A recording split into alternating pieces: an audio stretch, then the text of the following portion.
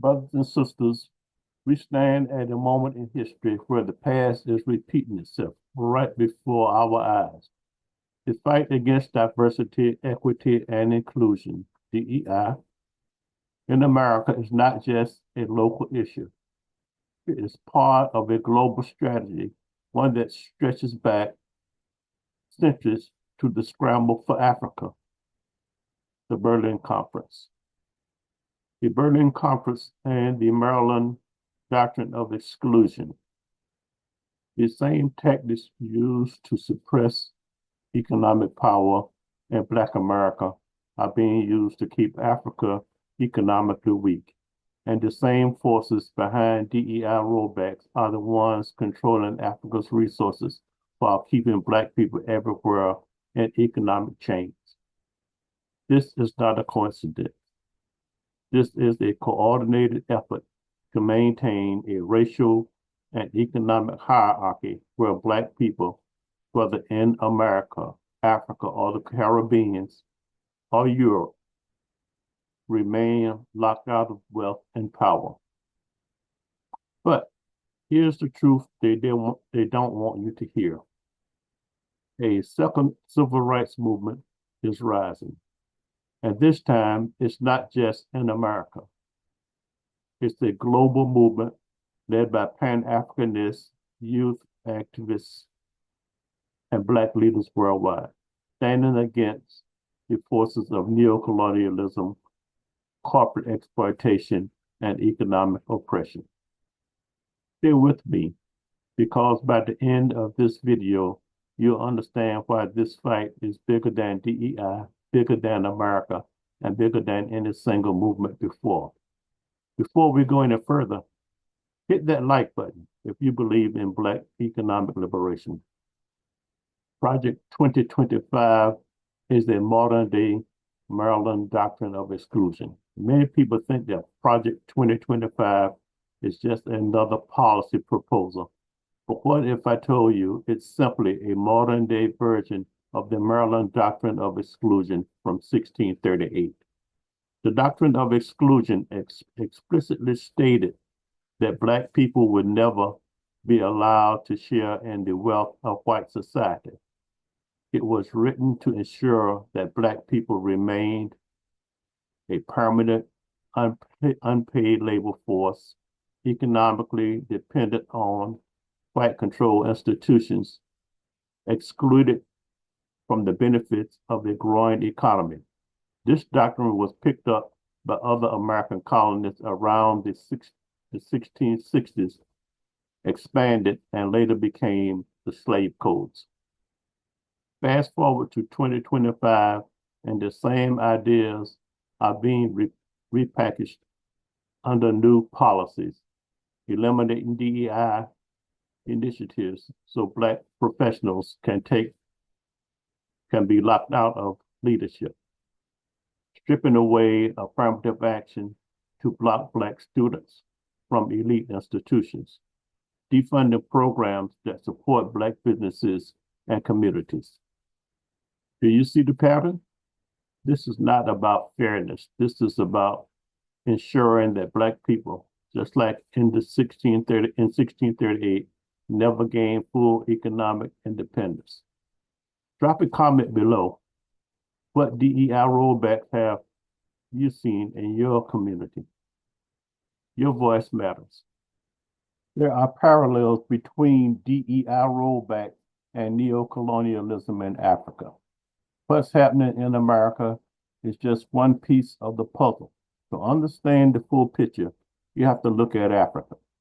Africa is the richest continent in terms of natural resources, diamonds, oil, gold, agriculture, rare earth minerals.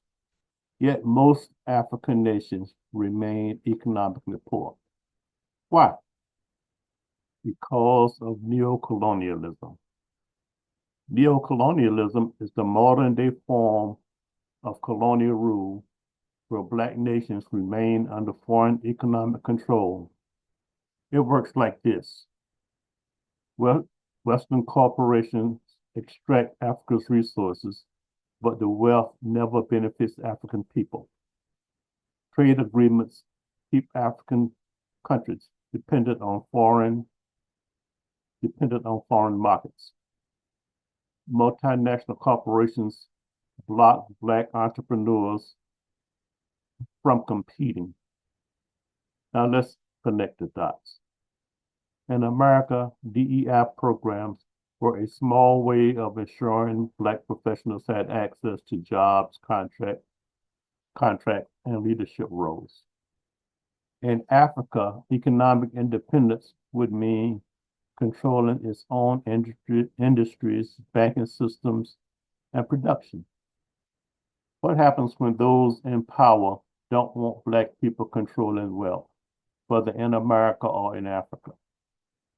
They pull back DEI, they reinforce neo-colonialism, they rewrite the rules to keep us powerless. If you understand the connection between DEI rollbacks and Africa's economic struggle, tag "I see it" in the comments. The global resistance, the second civil rights movement. But here's what they don't count on. We are not fighting alone. Pan-Africanists worldwide are standing up. Black youth in America, Africa, and beyond are taking action. Leaders like Dr. Ericana Chihambo-Rikwa are uniting the diaspora for economic liberation. And this is why the second civil rights movement is different. It is not just about laws, it's about economic power. Look at the numbers. There are over 1.5 billion Black people worldwide. We generate trillions of dollars in economic activity. If we mobilize, we can control our own wealth, our own institutions, our own future. Are you ready to be a part of this? Are you ready to be a part of this movement? Let me show you how. What you can do right now. This fight isn't just for activists. It's for every single Black person. Here's what you can do. Support Black-owned businesses. Stop giving your money to corporations that pull back from DEI and exploit Africa. Spend Black, bank Black, invest Black. Join the global boycott movement. If a company doesn't invest in our communities, they don't deserve our money. Boycott corporations that refuse to support Black economic progress. Demand that your leaders take action. Hold your local, state, and national politicians accountable. Ask them, what are you doing to protect DEI? What are you doing to support Pan-Africanism? What are you doing to support Pan-African economic growth? If you're ready to take action, share this video with 5 people right now. The future is in our hands. Brothers and sisters, the attacks on DEI in America and the economic control of Africa are part of the same system. But history has shown us one thing. Black people don't wait for permission to be free. We don't ask for justice, we demand it. And when we unite, we are unstoppable. This is the second civil rights movement, and it's global. Subscribe to the Economic Liberation of Africa YouTube channel for more updates. Use the hashtag Economic Armageddon to keep the conversation going. Boycott corporations that exploit us, invest in Black businesses, demand action. Together we will win. Because this time, we are not just fighting for our rights, we are fighting for our future.